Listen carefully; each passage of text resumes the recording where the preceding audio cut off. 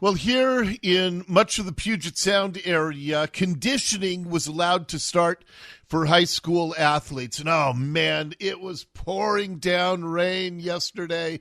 And I was thinking about the kids who are usually inside, the basketball kids, like the ones I used to coach. And did they really want to be outside in the rain? My wife talked to some of the coaches at the high school where she works, and she says they report the kids have never been happier. They didn't care that it was cold. They didn't care that it was raining.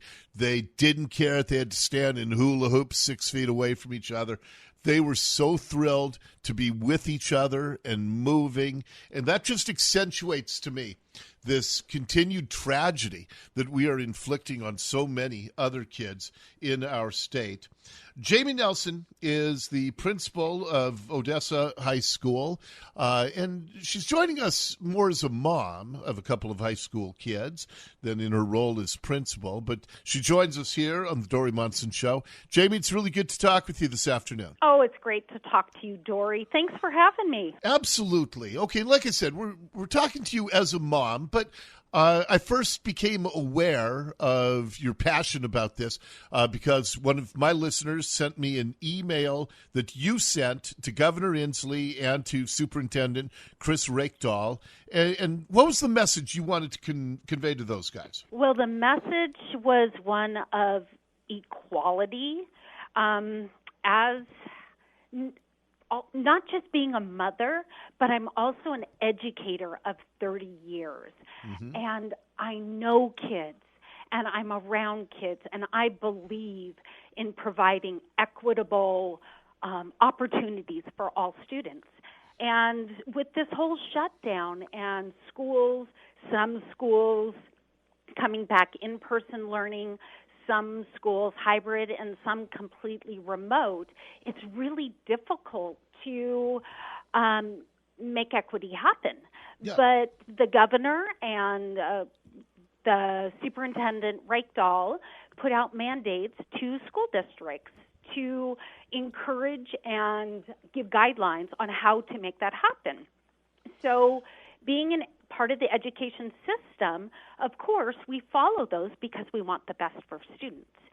And then last Thursday, the governor made a mandate where he moved a region of Washington into phase 2, which allowed the students over in that area to begin competing in sports. Right. And can you figure out, because he says it's all based on data and metrics, but we've had higher outbreaks here in King, Snohomish, Pierce counties than you've had, I assume, over what county are you in Odessa? We are in Lincoln County. Okay.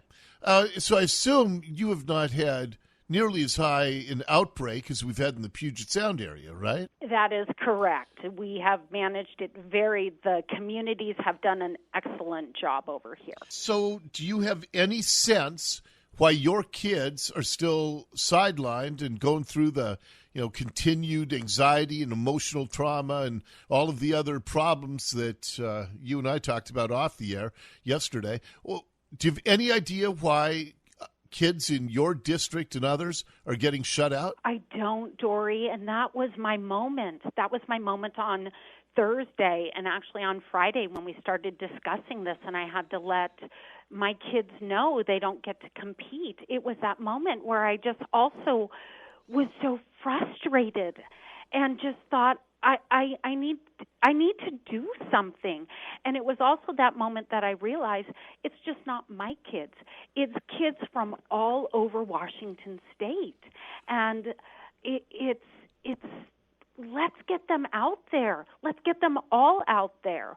I don't want to take anything away from kids in Snohomish County or King County or Pierce County. Sure. I am happy that they get that opportunity, but we need to provide that opportunity to all of our kids in Washington State. Well, and like I said, the kids at the high school where I used to coach, they were out yesterday in the cold and in the rain, and the coaches said they've never seen them happier because they finally get a chance to do what is an essential part of life, and especially of teen life, and that's being social and moving around and having people you can laugh with, all these things that have been stripped from these kids.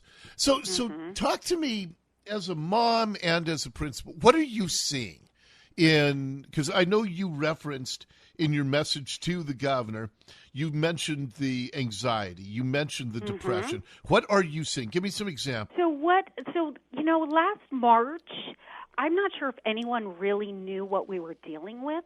So when they shut down schools, it seemed like that was the safer route. But here we are almost a year later. And let me tell you, they were trying to be safe, keep all the kids safe. Let me tell you what has been dangerous for our Washington students. Isolating them at home, sitting them in front of a computer all day, not allowing them social interactions with peers other than on cell phones and social media. And we all know how positive that social media is on their social emotional growth. We've taken away their hobbies and their extracurricular activities.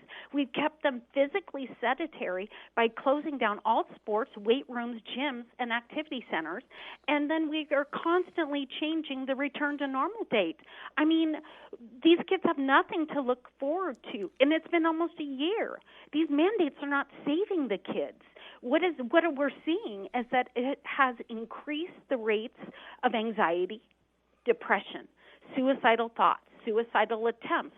I just saw on the news Clark County School District, which serves Las Vegas and other cities in Nevada, has been fully remote since March.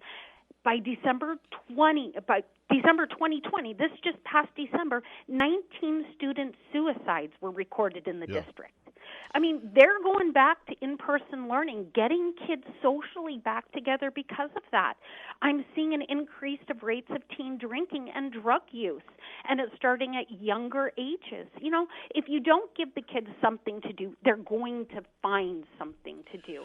And what they're finding is not healthy. Right. Well, and that's such a good point because, yes, there is, it's undoubtable that there is a gigantic void in our kids' lives. And if they're filling that void with social media, that's poison.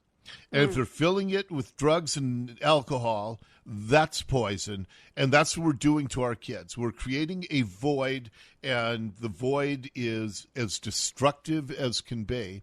And so it really is tragic. Well, I'm talking with the superintendent tomorrow on my show. I will fight on behalf of your kids at Odessa High School and all of the other rural schools. I think this is purely political. I think that they opened the counties they did not because of any data or metrics, but because that's where the population base is, and they just wanted to appease as much of the state as they could. But to hold your kids hostage is absolutely criminal. So can I ask you, when you talk to Superintendent Rakedale tomorrow, can you ask him if he'd be willing to take our wish of letting all our kids get back to it and start competing immediately? He responded to my email. He has always been very good to respond to my communication. And he said in his email to me, he said, I completely agree on all things athletics being open for youth. He's on our side. Okay. So when you talk to him tomorrow, will you ask him, will he go to the governor and share his beliefs and our beliefs on our behalf? Let's make this happen. Absolutely, I will. I'll hit him up on that, and I'll see what the action plan is to get it going. Well, Jamie, it's really good to talk with you. You're a great advocate for your kids, and they sound like they're lucky to have you. Well, thank you so much, and I appreciate you. I appreciate your voice, and I appreciate you reaching out to me, giving me a chance to speak for all the parents, students, families of Washington State. My pleasure. All right. Thank you so much, Jamie. Jamie Nelson, she is the principal at Odessa High School over there in Lincoln County, and it's part of the forgotten part of the state, right. It seems. It's a secret part of the Yeah, state. yeah, exactly right. All right. Thank you, Jamie. I'd love to hear your thoughts. You can text me at 98973. That's 98973. And we have lots more to come here in the Dori Monson Show.